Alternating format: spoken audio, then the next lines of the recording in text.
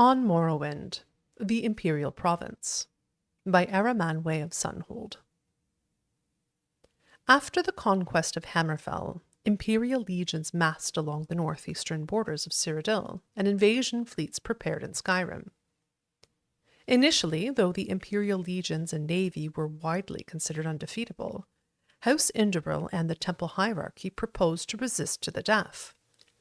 Redarin and Dress stood by Indoril, with Telvanni remaining neutral. Hlalu proposed accommodation. Contrived border incidents in Blackmarsh ended inconclusively, but the swampy terrain did not favor Legion and Navy coordination. Against the legions massed west of Silgrad Tower and Craigenmoor, and the legions west of Blacklight and Cormaris View, Morrowind had pitifully small militias, stiffened by small companies of Redarin mercenaries and elite units of House nobles, and temple ordinators and armigers. Further complicating matters was the refusal of Indoril, Dress, Hlalu, and Telvanni to garrison the western borders. Indoril and Dress proposed, rather than defend the western border, instead to withdraw to the interior and fight a guerrilla war. With Hlalu advocating accommodation and Telvanni remaining neutral, Redarin therefore faced the prospect of standing alone against the Empire.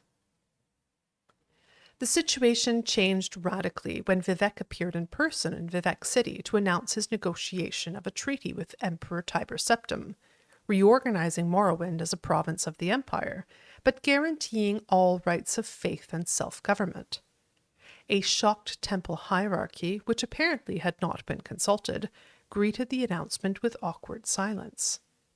Indoril swore they would resist to the death with the loyal support of Dress, while Redarin, grateful for a graceful excuse to avoid facing the legions unsupported, joined with Hlalu in welcoming the agreement.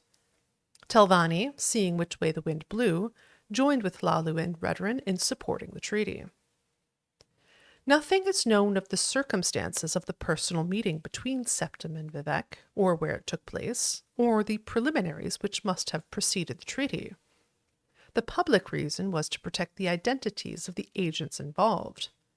In the West, speculation has centered around the role of Zuran Arctis in brokering the agreement.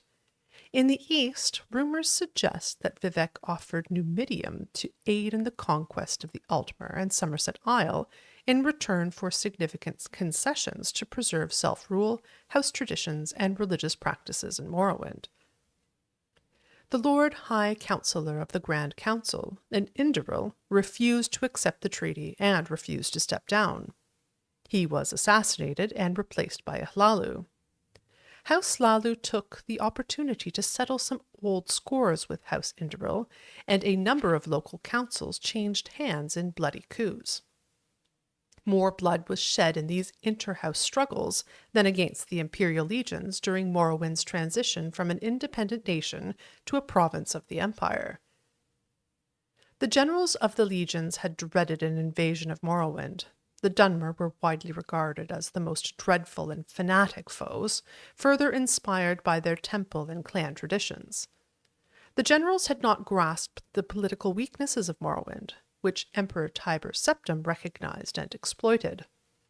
At the same time, given the tragic depopulation and destruction experienced by the other provinces conquered by Septim, and the swift and efficient assimilation of Morrowind into the imperial legal systems and economy, with relatively small impact on lower or upper classes of Morrowind citizens, the tribunal also deserves some credit for recognizing the hopelessness of Morrowind's defense and the chance of gaining important concessions at the treaty table by being the first to offer peace.